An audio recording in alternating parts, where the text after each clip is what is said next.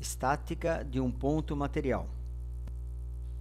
Primeiro vamos definir o que é estática. É uma parte da mecânica que estuda as condições de equilíbrio de um corpo. Essas condições de equilíbrio podem ser condições estáticas ou dinâmicas. Estático é quando está completamente parado e dinâmica quando está em movimento. Esse movimento, para que seja verdade, as condições de equilíbrio que nós estamos considerando, esse movimento tem que ser retilíneo e uniforme. Porque em movimento retilíneo uniforme, ele se comporta exatamente como se estivéssemos em um sistema estático.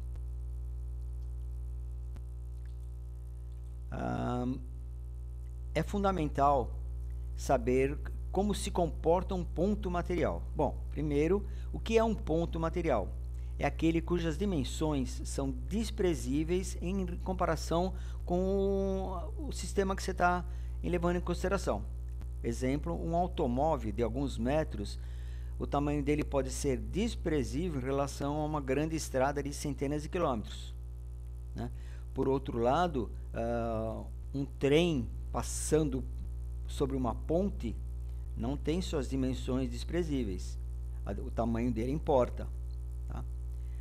Para o ponto material, só existe a possibilidade do movimento de translação. É apenas um movimento que a gente vai se preocupar dele.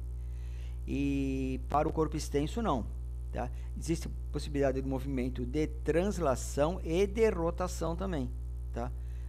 Então, nós vamos, no próximo capítulo, estudar esse movimento de translação, como o que pode acontecer.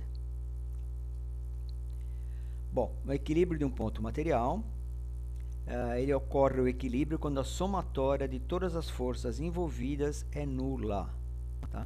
Então, se você tem várias forças aplicadas em um corpo, F1, F2, F3, Fn, a somatória de todas as forças, somatória vetorial de todas as forças deve ser nula, para que você esteja sob condição de equilíbrio. Nós temos aqui um estudo utilizando o método das projeções.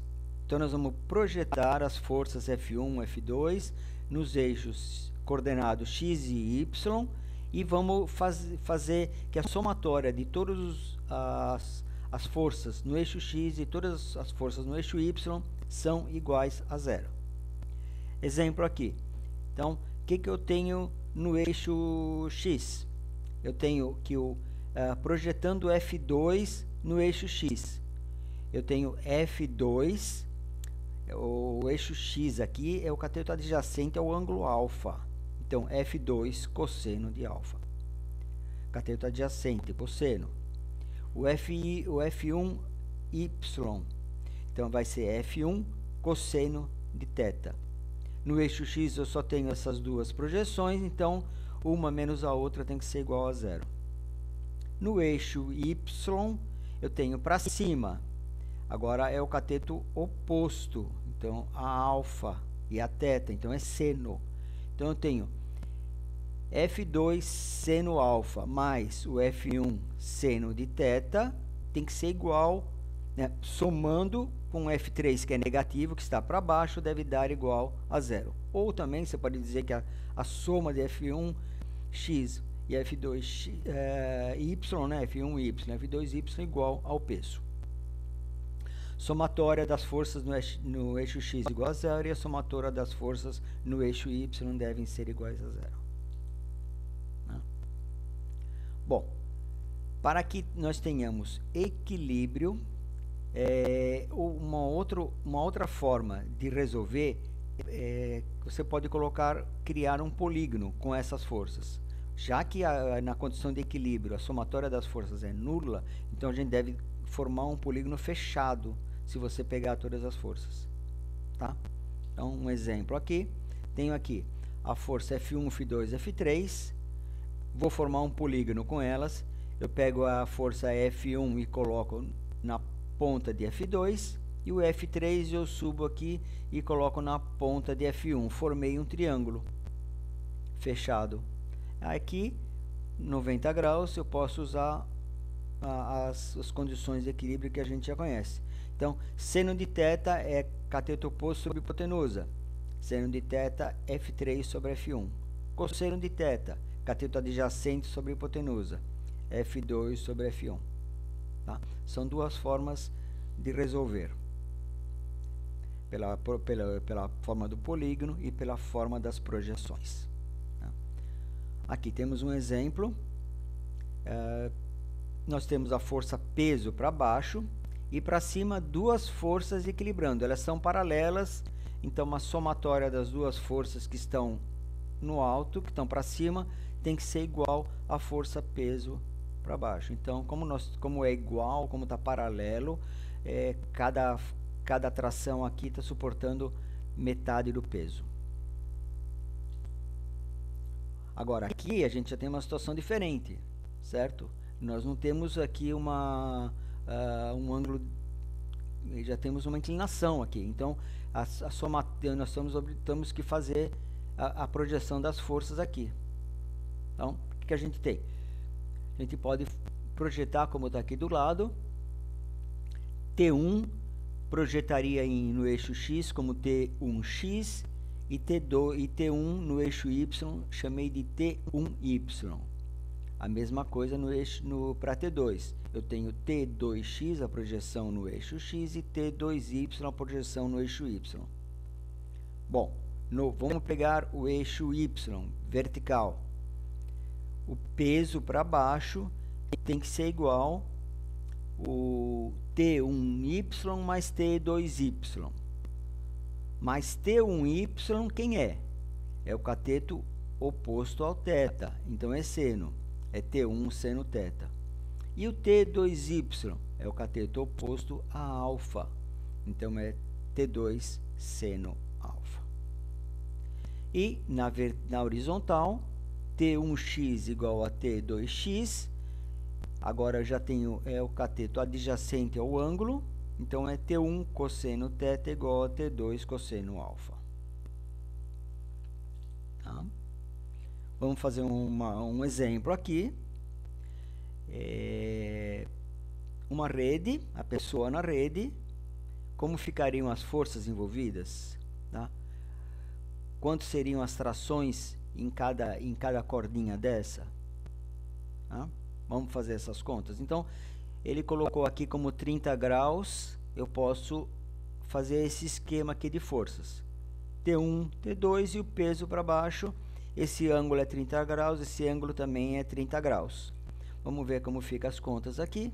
Aí, tá? Faço as projeções T1y, T2y, T1x, T2x. Tá? No eixo Y, o peso é igual T1y mais T2y. O peso igual T1 seno de 30 graus mais T2 seno de 30 graus. Para o eixo X, T1x igual ao T2x. Tá? Só tem essas duas forças no eixo X. Então, T1 cosseno de 30 graus é o cateto adjacente, igual ao T2 cosseno de 30 graus. Mas vamos supor que a massa da pessoa seja 60 gramas. Então, o peso é m vezes g, 60 vezes 10, 600 newtons. Substituindo na primeira equação aqui, 600 igual T1 e T2 estão formando exatamente o mesmo ângulo, então eles são iguais. Então, T1y igual a T2y, e o T1x também deve ser igual a T2x. Então, eu substituí no lugar de T1 mais T2, eu chamei simplesmente de T1. 2 vezes T1 seno de 30. Seno de 30 é meio, então T1y igual a T2y igual a 600 newtons. Substituindo na segunda equação no eixo X aqui, então o T1x igual ao T2x, que é igual ao peso, a tração que acabamos de calcular aqui, a tração vezes o cosseno de 30 graus. Tá? Então, seria 600, cosseno de 30 raiz de 3 sobre 2, que é 0,86, daria 519,6 newtons. Tá? Então, assim a gente consegue calcular quanto vale cada componente da tração aqui. Tá bom? Para calcular o valor da tração do T, né, a gente pode fazer isso por Pitágoras, por exemplo. Polias. Polias são esses instrumentos aqui, essas ferramentas que utiliza para você facilitar, você puxar, carregar, levantar objetos pesados. Vamos ver como funciona a polia. Bom, no primeiro caso aqui, se você está usando apenas uma polia, então você não tem ganho de força, porque a força passa pela corda, é uma corda só, então a tração é igual, a força que você faz é exatamente igual ao peso, tá? Tanto assim como aqui puxando na vertical. Tá? Agora nós temos outras situações que a gente pode utilizar as polias, mais de uma polia. Nessa forma a gente vai ter ganho, né? Quando você tem duas polias colocadas dessa forma aqui, aonde essa polia aqui ela vai se movimentar, tá? Então o que acontece? Quando você faz uma força, quando você tem um peso aqui, está carregando um peso, esse peso aqui se divide metade para cada lado, P sobre 2. Então aqui o que você vai fazer, a força que vai fazer aqui é a força de P sobre 2. Você vai fazer metade da força para levantar. Agora, você pode colocar mais polias. Cada polia que você coloca, você divide a força anterior por 2. Então você tem P aqui, dividindo para duas cordas, P sobre 2. Para a próxima polia, ela vai dividir esse P sobre 2 em 2, por 2 de novo. Vai dar P sobre 4. Então, se você colocar duas polias, você vai dividir por 4 a sua força. Cada polia que você põe, você divide por 4. Cuidado aqui, vai dividindo por 4. Então, você tem P sobre 2. Olha esse outro caso aqui que ele está fazendo, tem várias polias. Então, aqui eu tenho P sobre 2, divide por 2 dá P sobre 4, divide por 2 dá P sobre 8, divide por 8 dá P sobre 16, divide por 2 dá P sobre 32. Você vai dividindo 2, 4, 8, 16, 32. Vai dividindo por 2. Cuidado, não é 2, 4, 6, 8, não. Vai 2, 4, 8, 16, 32. Você divide por 2, sempre. Ok, turma? Era isso, então. Obrigado. Espero que tenham gostado.